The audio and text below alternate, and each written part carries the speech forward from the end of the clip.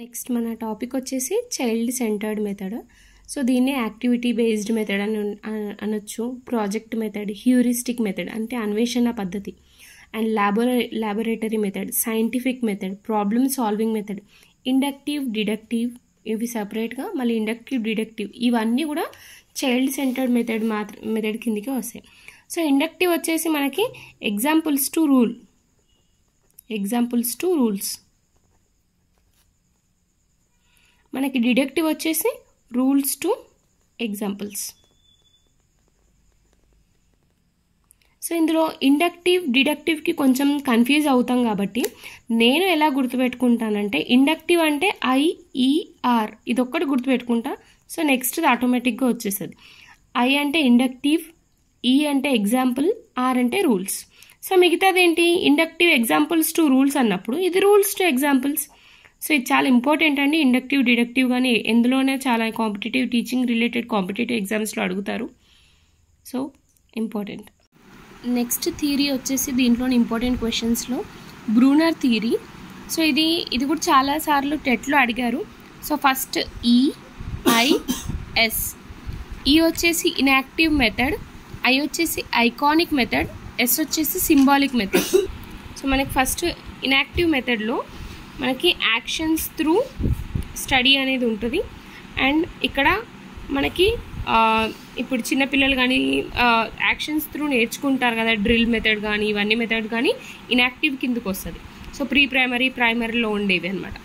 Iconic method అంటే visuals అనమాట, ఏమైనా చూపించి చెప్పడం, చార్ట్స్ కానీ ఇంకేదైనా కానీ చూపిస్తూ చెప్పడం అనమాట, విజువల్స్. ఇదేమో యాక్షన్స్ త్రూ ఉంటుంది, ఇదేమో విజువల్స్. అండ్ సింబాలిక్ వచ్చేసి ఇది మనము లాంగ్వేజెస్లో కానీ మ్యాథమెటిక్స్లో కానీ యూజ్ చేస్తామన్నమాట. మ్యాథమెటిక్స్. సో ఎలా అంటే ఇప్పుడు ఎగ్జాంపుల్ మ్యాథమెటిక్స్లో ఏది తీసుకోవచ్చు, అడిషన్ కానీ, సబ్ట్రాక్షన్ కానీ, మల్టిప్లికేషన్ కానీ, డివిజన్ కానీ ఇవన్నీ ఏంటి, సింబల్స్ త్రూనే కదా. సో ఇప్పుడు మనకి పర్సంటేజ్ కానీ, రేషియోస్ కానీ ఇవన్నీ కూడా మనకి సింబాలిక్ త్రూ అనమాట. సో బ్రూనర్ థియరీ అనేది చాలా ఇంపార్టెంట్. దీన్ని మనము కోడింగ్ ఎలా పెట్టుకోవచ్చు అంటే IES గుర్తుపెట్టుకోవచ్చు, బట్ ఆర్డర్లో కావాలి అంటే EIS అనే గుర్తుపెట్టుకోవాలి. EIS first inactive, next iconic, next symbolic. Okay.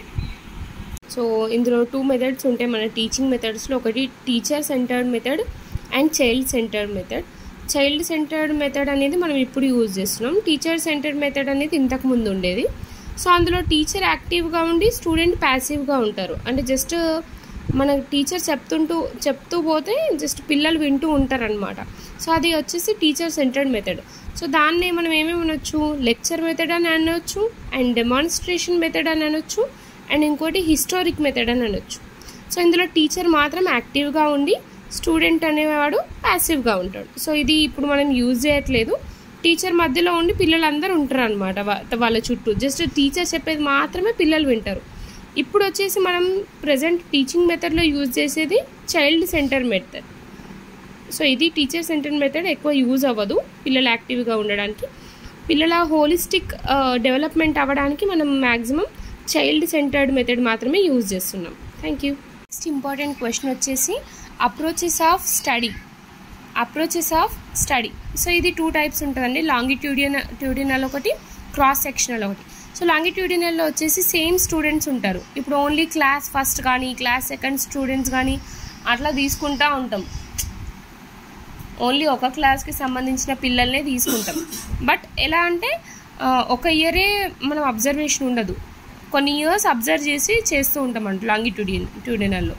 Cross సెక్షనల్కి వచ్చేసరికి డిఫరెంట్ స్టూడెంట్స్ ఉంటారు. అంటే ఫస్ట్ క్లాస్ పిల్లలు అండ్ సెకండ్ క్లాస్ పిల్లలు అండ్ థర్డ్ క్లాస్ పిల్లలు అలా సో అని ఉంటారు అనమాట. క్లాస్ అంటే డిఫరెంట్ క్లాసెస్ పిల్లల్ని కొందరిని తీసుకొని అప్పుడు అబ్జర్వేషన్ చేస్తూ ఉంటారు అనమాట. ఇది ఒక 1 ఇయర్ చేస్తారు. ఇదేమో మనకి ఒక 4-5 ఇయర్స్ వరకు చేస్తూ ఉంటారు అనమాట సేమ్ స్టూడెంట్స్ని. ఇక్కడ డిఫరెంట్ స్టూడెంట్స్ని ఒకటేసారి.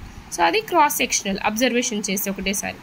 ఇక్కడ సేమ్ స్టూడెంట్స్ని డిఫరెంట్ ఇయర్స్లో, ఈ ఇయర్లో ఎలా ఉన్నారు, నెక్స్ట్ సెకండ్ క్లాస్కి వచ్చేసరికి అదే పిల్లలు ఎలా బిహేవ్ చేస్తున్నారు, ఇలాంటిదేమో లాంగిట్యూడినల్లో ఉంటుంది. సో ఇవన్నీ ఇంపార్టెంట్ అండి, టెట్కి సంబంధించినవి.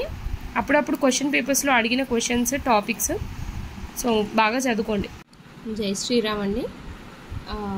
టెట్ అండ్ డిఎస్సిలో భాగంగా ఒక ఇంపార్టెంట్ క్వశ్చన్, మన టీచింగ్ రిలేటెడ్ ఎక్కడ కాంపిటేటివ్ ఎగ్జామ్ ఉన్నా కూడా దాంట్లో అడుగుతున్నారు మ్యాక్సిమం 5E మోడల్ అని.